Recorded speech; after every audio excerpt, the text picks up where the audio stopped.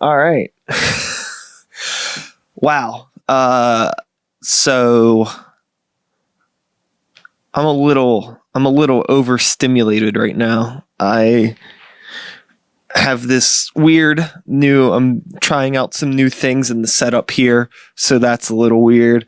I just listened to the new Grimes track that was like, I'm still a little fucked up from it. It was really fucking awesome, but and I'm like, and then some fight just kind of broke out outside of my house in the middle of the street.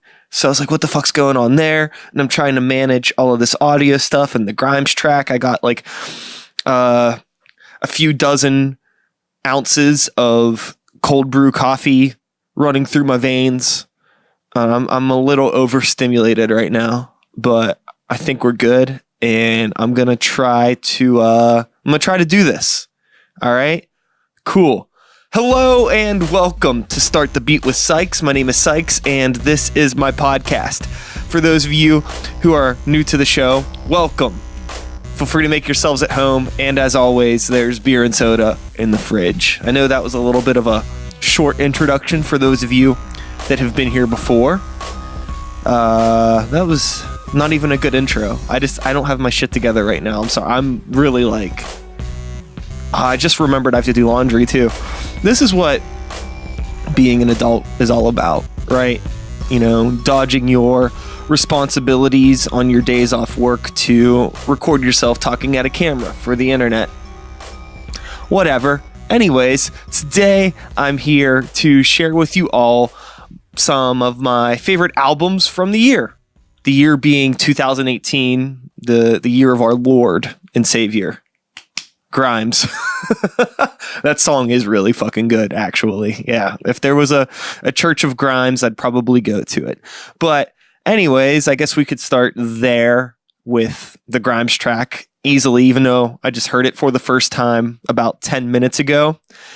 It's probably one of the coolest fucking songs I've heard all year. I'm really looking forward to an album if she does drop one, which I'm assuming she will be. And yeah, I'm excited to hear it. I hope there's some more tracks on it that are kind of in that vein.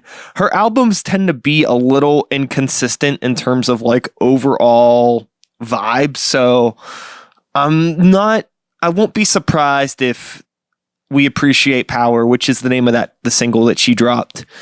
I wouldn't be surprised if that's kind of a standout track in the mix, but you know, fingers crossed that it is that's kind of a theme amongst the whole project, if and when it drops. But talking about some shit that has already come out this year, I have a little list here on my phone. You ever notice how like insanely directional this microphone is? You know, I'm not like, I know this isn't like an ASMR video or anything, but one thing I think I do need to step up my game on is my microphone game. But, you know, maybe y'all don't give a shit. Maybe it doesn't matter. I don't know. But I'm going to pull up this list of records here for the year because I don't remember exactly the order I put them in. That's a little bit of a complicated thing, actually, this year. When I was going over all the music that I found this year that I really, really liked, it was hard to make a top 10 because there's no particular genre that is represented more than once really on this list. So it's kind of hard to say like, oh, you know, this fucking pop album is better than this metal album because they kind of exist in two different realms for me in my brain. But what I ended up deciding on in terms of the numbering of this list is just the albums that I engaged with the most, albums I spent the most time listening to, albums I went out of my way to share with friends the most, and things like that. Just albums that resonated with me the most is the way the order of these songs or these albums are in. I'm still a little messed up from this is like the craziest 15 minutes I've had in a while. So we're winding it down, and here it is. Sikes, top 10 albums of 2018. Here we go. What I'm going to do that's going to be a little different than your traditional top 10 list is I'm actually going to start at number 1 and then work my way backwards, because I'm sure anybody that just clicked on this randomly wants to know what I think is the best, and then if they're interested, they'll stick around to hear the rest of the shit. I'm not going to make you fucking wait for it, okay? So, number 1 on the list for 2018 would be From the Gallery of Sleep by the band Night Verses. For those of you that aren't familiar with this album or this band, Night Verses is a really cool instrumental hard rock / metal / sprinkles of electronics type band. I would recommend it to anybody that is into stuff like Deftones. Was probably like the number one thing that comes to mind when I think of Night Verses and this band, or this album in particular.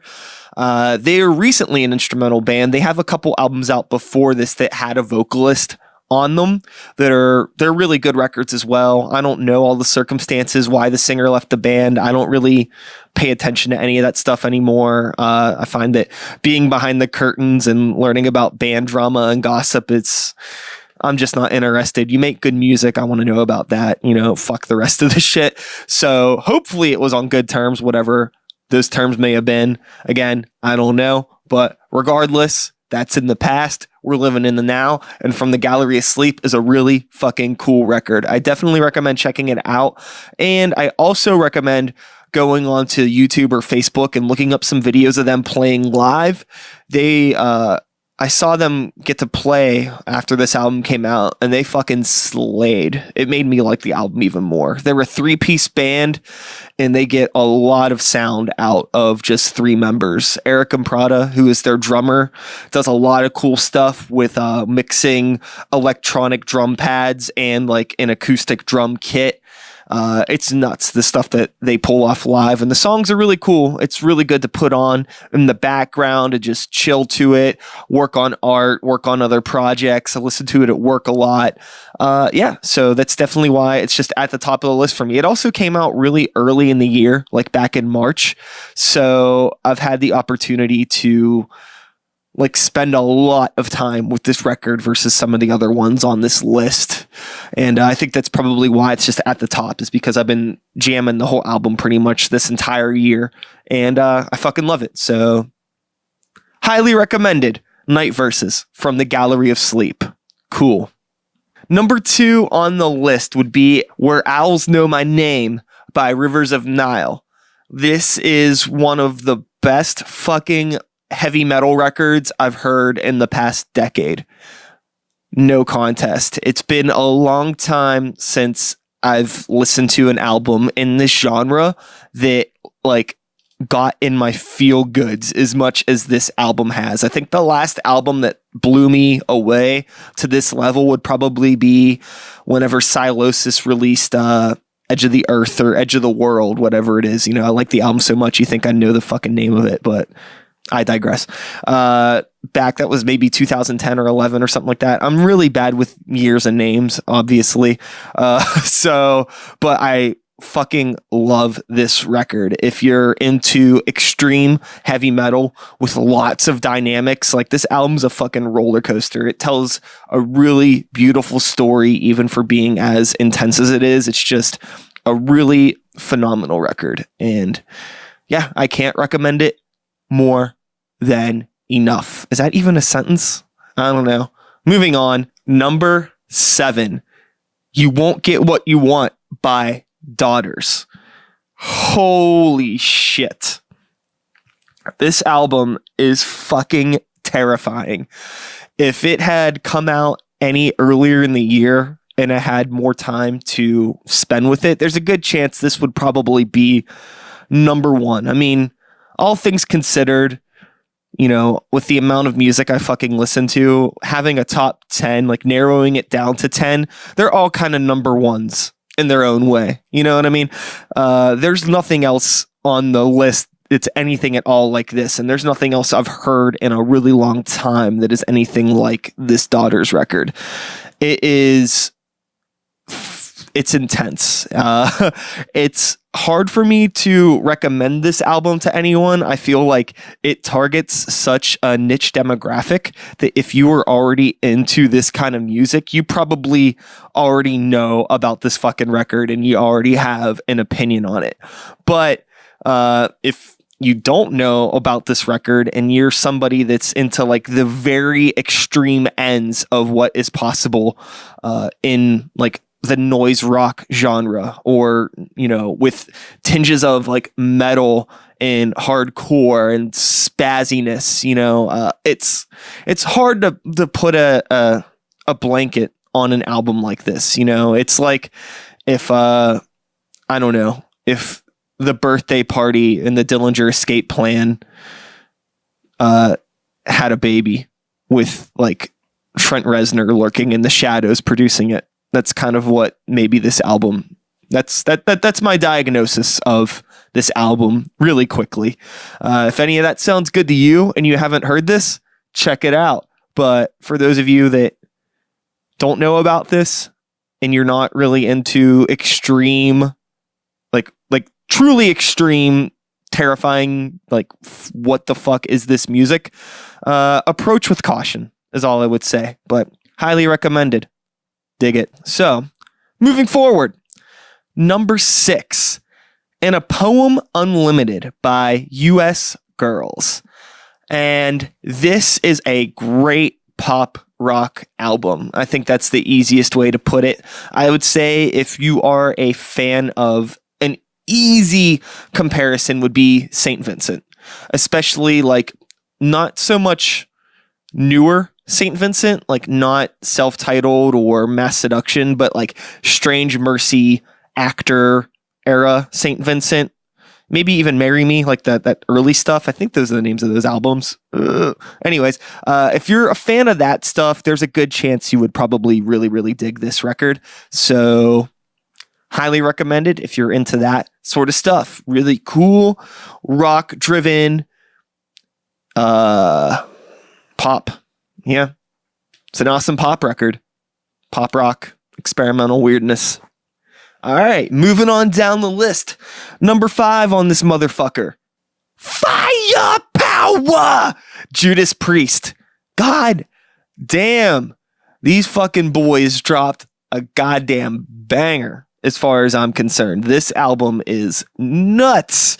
I was not expecting this record to be as enjoyable to my ears as it was. Not that I have any problem with Judas Priest at all. It's just been a long time since I've really like connected with anything that they've done or anything in this genre of metal, which will, you know, like a traditional classic kind of now, you know, like power metal would be kind of close to what they're doing. But, you know, this is just like good old, no bullshit heavy metal. It's been a while since a new record in the genre has like made me go, whoa. And this album definitely made me go, whoa. It's undeniable. Like the production on it is top notch. The songwriting is immaculate. Probably the thing that makes the album the best. Every song is fucking structured so well.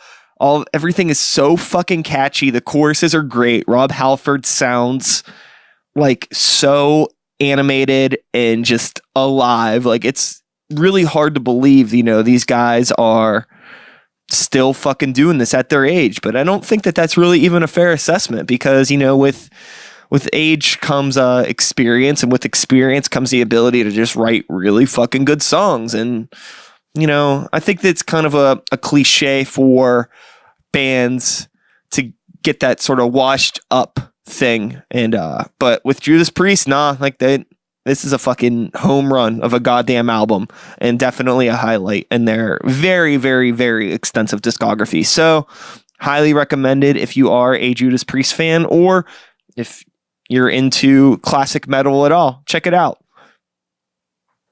Am I numbering these right? I have everything written down, but all right. I think I might have said Judas Priest was number 5. I have the numbers. I think I might have messed up on that. If I did, I apologize. Judas Priest was number 6. This is number 5 right here. Time Will Die and Love Will Bury It by Rollo Tomassi. Rollo Tomassi is a band that is, again, in that hard rock metal spectrum, which is where most of my general interests tend to lie when it comes to digesting music.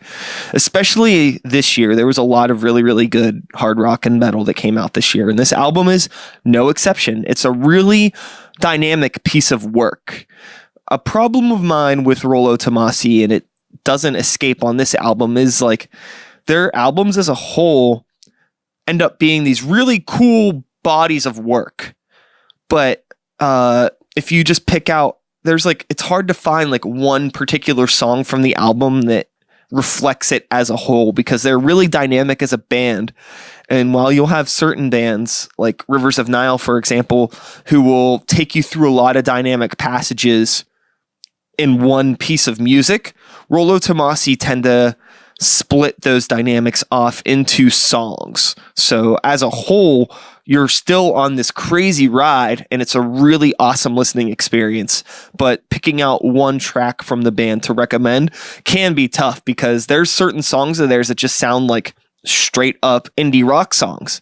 And then there's songs of theirs that sound like fucking Converge songs. So it's like, it's all over the map. But in terms of an album, this new one, Time Will Die and Love Will Bury It, is a really solid piece of work. So if you are into bands like Converge and, again, Dillinger Escape Plan, but are also into softer things like just indie rock in general, you might get a lot out of this record. It's a really interesting blend of genres, and I think it tells a great story. Time Will Die and Love Will Bury It, Rollo Tomassi, number 6. Oh no, that was number 5. Fuck. I am so bad at numbers. Moving on. Okay, so I have this numbers thing all mixed up because I keep forgetting that I'm doing it backwards, and I started at 1. So I think I was right to begin with. Judas Priest is number 5. Rollo Tomassi's number 6. Because we started at 1 and we're going back to 10. I should edit all this out and redo it. Maybe I will. But if I don't, I just want you all to know that I'm comfortable enough with all of you as friends and family to just accept the fact that I'm kind of a dumbass sometimes. Anyways, moving on. Number 7. Number 7. Sovereign Knows of Your Arrogant Face by Scallops Hotel. That's a lot of weird words put together, isn't it? So this is a hip-hop album. This is a lo-fi indie hip-hop album. It's the only hip-hop album on the list. I don't know why, but for whatever reason, I just did not digest a whole lot of hip-hop this year. I'm sure there were plenty of great albums that came out. Maybe a lot of it had to do with me finishing up the new Sikes and the New Violence album. Shout outs to Modern Modesty. But whenever I'm like really deep in the recording process for psych stuff, I tend to kind of stay away from other hip hop projects. I don't care for the influence kind of creeping its way in, which makes a lot of sense because last year there wasn't a whole lot of metal that I was listening to. And that's when we were kind of neck deep in the Grey Walker record with recording and stuff like that. So yeah, I just haven't been listening to a whole lot of hip hop this year at all. And one of the albums that still seemed to creep through regardless of that was this Scallops Hotel project. It's super chill. It's kind of weird, not too weird, but just weird enough to keep my ears perked. The production on it's pretty lo-fi, but the beats are interesting. All of the flow deliveries, like the topics are kind of like absurd in that like interesting sort of way. Like maybe it's just my ignorance, but I don't know all the time what they're talking about. But like the flows are cool and the deliveries are good and everything just sounds good. It's a really just cool sounding rap project. Even though I'm not like super connected with it, I still listen to it a whole lot. Could dig in some more. I'm pretty sure that the people that are behind this project are involved in some other projects. I don't know a whole lot about them. Maybe I'll do some more digging on that in the future, because if it's anything like this, I would probably enjoy it. So yeah, if you're into weird laid back hip hop, Scallops Hotel, Sovereign Knows of Your Arrogant Face. Again, a lot of weird words put together, but Check it out. I dig it. Okie dokie, getting closer here to the end of the list. This is, the last few here that are albums I really did enjoy this year, but they're just a little bit lower on the list for whatever reason. Again, I want to stress that all 10 of these records I think are fantastic records. So even though it's lower on the list, that doesn't mean that I think the album's worse. Again, like all these albums are so fucking different from each other. They're all kind of number ones in one way or another. So number 8 is an album titled Criminal by a band/artist, The Soft Moon. This is a great post-punk, kind of industrial, kind of gothy, but not really. I feel like if I say post-punk / kind of industrial, the goth thing should kind of go without saying. But it's a really, really, really, really, really, really, really cool record for the genre. Again, I think I mentioned Trent Reznor earlier, but it's an easy default for anybody that maybe doesn't keep up with bands in this genre. If you are a fan of like Nine Inch Nails-y kind of stuff, I would recommend this. If you're somebody that keeps up with this genre of music, there's a good chance you already know about this record, so I don't need to tell you about it. But hey, give it a listen. It's a great album. It's cool. It's pretty dark and fun, kind of sexy too in a way. Like it's got some bangers on it. Number 9 on the list.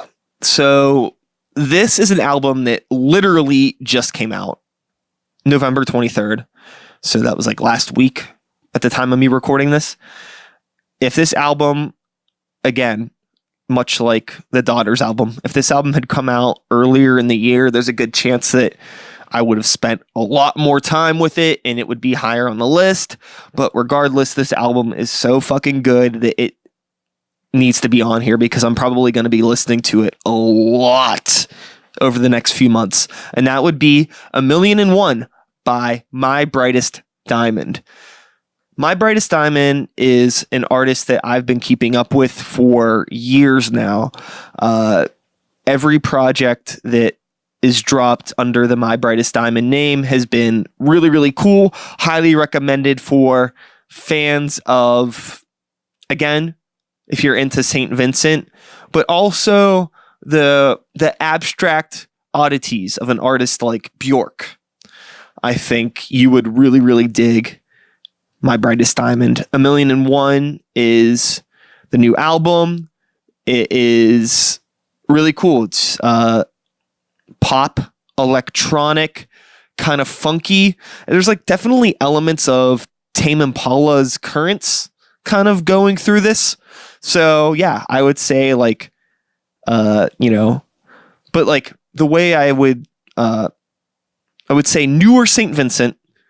So much like how US Girls is kind of reminiscent in a way of the earlier St. Vincent material, I would definitely put My Brightest Diamond more alongside newer St. Vincent.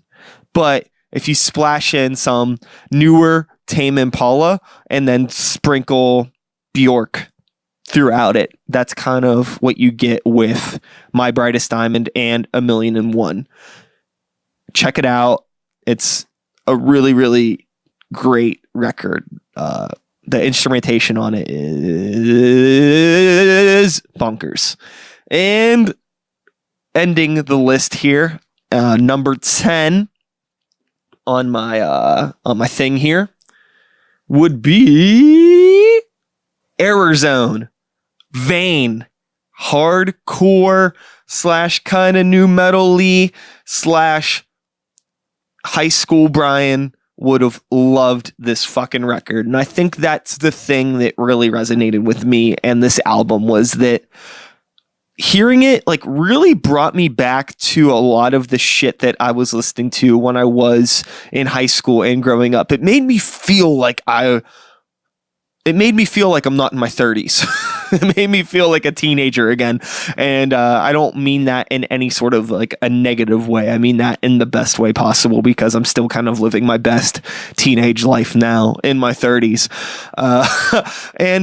But with that being said, hardcore in general is a genre that I don't really keep up with it anymore. For whatever reason, I don't know, but this album, I saw Vane open up for Glassjaw here in Pittsburgh last year, and I was like, whoa, this band's fucking tight. And I'd been waiting for this album to come out. Finally came out, did not disappoint. It's a really, really awesome record. If you're into, spazzy hardcore with, those new metal elements mixed in, you got to check it out. I shared this with a couple of my friends from high school that I know would have liked it. And everybody was like, whoa, like it's fucking awesome. So it's really cool to hear a younger band doing some shit that reminds me of the stuff I was listening to. I'm sure there have been plenty of bands doing this the whole fucking time. Again, I'm kind of outside of the whole world of hardcore nowadays, but this album's fucking awesome, and if there are other bands doing shit like this, I would definitely be interested in hearing more about it. So I'm gonna be following them some more and just keeping up with it. This album's awesome. It's fucking tight. It's really fun chaos. Hell yeah, I love it. Okay, so that's it. I'm not really gonna dig too much more into these. There's nothing that I can really say that the albums can't say for themselves. So definitely look these up, check them out. If you're into it, buy them, support the artists, blah, blah, blah, all that cliche shit. So here we are going backwards in the proper number sequence from 10 to 1. Number 10, Vane, Errorzone. Number 9, My Brightest Diamond, 1,000,001. Number 8, The Soft Moon, Criminal. Number 7, Scallops Hotel, Sovereign Nose of Your Arrogant Face. Number 6, Rolo Tomassi, Time Will Die and Love Will Bury It. Number 5, Judas Priest, Firepower. Number 4, U.S. Girls and a Poem Unlimited. Number 3, Daughters, You Won't Get What You Want. Number 2, Rivers of Nile, Where Owls Know My Name. And number 1, Night Verses from the Gallery of Sleep. And that's it. That's my top 10 for the year. I hope somebody fucking listens to some of these bands. I hope that you really enjoy it. And, I hope you can add some things to your playlists and your daily rotations. And, if there's anything on this list that you've been listening to that I didn't bring up, let me know. I'm always interested to hear about new music, and a couple albums that I do want to shout out that weren't on the list or kind of got knocked off due to other albums. One would be The Garden, Mirror Might Steal Your Charm. They were actually just in town last night, and I couldn't go to the show because I was doing some Sikes shit. They are a lot of fun live. The Garden is an interesting band. For those of you that aren't familiar with them, they are another one of those. They're pretty much no holds barred when it comes to their genre. I would say overall, they are a punk band, but they're a punk band in the way that like early Mindless Self-Indulgence was punk, where it's like a punk attitude, but their music goes all over the place, from actual punk to hip hop to weird indie rock to fuzz rock to post-punk to just techno, drum and bass. Like it's all over the place. Mirror Might Steal Your Charm's it's a pretty off the wall album. It has its flaws, but I feel like it's kind of supposed to be flawed. It's not an album that's supposed to be perfect. So if you're into all over the place type shit, check that out. And the last album I want to shout out would be, I don't even remember the name of the record at this point. It was the album that HALESTORM put out this year. Is it called Vicious? I think, is that the name of the record that HALESTORM put out? I gotta check. Yeah, Vicious. So this album is admittedly like, the songs are pretty corny, but it has that same thing where that the Judas Priest album has, that the songwriting and the structures are still so fucking good that the cheesiness of it just makes it better, you know, just because everything's delivered so well. I think the production's like pretty much like, it's really like overproduced modern studio fucking just like stadium rock production. But again, like with what's it, Lizzie Hale, I think is the vocalist's name, with her like fucking goddamn, like her vocal delivery throughout the whole album is phenomenal. Just it's a powerful fucking no bullshit rock record with a ton of sex appeal and you know, just like fucking like a goddamn Joan Jett record on steroids is basically what it is. And or you know, maybe steroids is a bad thing. I don't know. It's a we'll say okay, relating it to me, because I don't take steroids, but I've drank a lot of cold brew coffee today. We'll say Halestorm's Vicious is a Joan Jett record with a few dozen ounces of cold brew coffee pumping into it with just a ton of caffeine and probably some whiskey too. You know, I feel like that's probably appropriate given some of the subject matter on the album. So yeah, check that out if you are into just like no bullshit rock/metal that's just fun and you can deal with the overall cheesiness of it. And that's it. I'm gonna leave it at that. There's plenty of more stuff I could talk about, but I've already been chatting here for I think longer than enough. If anybody's even still listening to this, I'm kind of surprised.